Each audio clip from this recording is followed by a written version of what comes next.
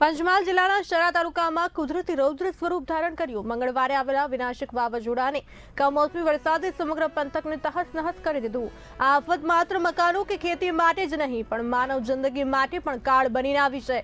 તાલુકાના દાંદલપુર, ચોગાડા, મંગલપુર સહિતના અનેક ગામોમાં કાચા પાકા મકાન સાથે પતરાના શેડને પણ નુકસાન પહોંચ્યું હતું। સાથે રસ્તા ઉપર વીજ થાંભલા અને ઝાડ પડી જવાને કારણે અવરજવરનો માર્ગ બંધ છે, જ્યારે અનેક ગામોમાં 12 કલાક કરતા વધુ સમય સુધી લાઇટો બંધ રહેતા અનેક લોકો મુશ્કેલીમાં મુકાયા હતા।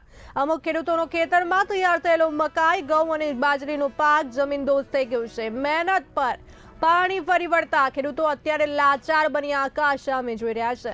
લોકોની હવે એક જ માંગ છે કે તંત્ર દ્વારા સત્વરે નુકસાનીનો સર્વે કરવામાં આવે અને રાજ્ય સરકાર દ્વારા અસરગ્રસ્તોને તાત્કાલિક સહાય ચૂકવવામાં આવે, જેથી તેઓ ફરી બેઠા થઈ શકે।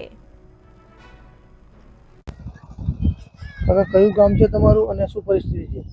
દાંદલપુર ટીંબાફળી પંચાયત ચોકડીથી અંદર છેક ચોપડા ચોકડી સુધી રસ્તો અત્યારે હાલ તારીખમાં લોક છે સાંજનો, અને લાઇટ રાત્રે વાવાઝોડું ને વરસાદની હિસાબે રસ્તો લોક છે। ઝાડો બી અંદર બહુ પડી ગયા, થાંભલા બી પડી ગયા છે અને મકાનોનું બી બહુ નુકસાન થયું છે।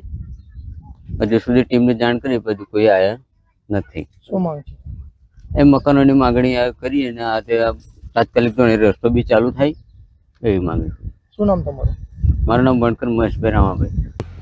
હવે આવતીકાલે મંગળવારે સાંજના સમયની અંદરમાં પવન અને વરસાદના વાવાઝોડા સાથે આવ્યું અમારે નુકસાન ઓછામાં ઓછું શેડ બનાવેલો હતો, 15 થી 20 દિવસ પહેલાં બનાવેલો હતો।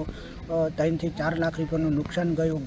ઘાસચારો આખો પલળી ગયું છે, બરાબર, અને નુકસાન ગયું। ગામની અંદરમાં મકાનો બી ધરાશાયી થયા છે। તો સરકારને મારી નમ્ર વિનંતી છે કે થોડો ઘણો જે સહકાર આપવાનો હોય એ આપી શકે।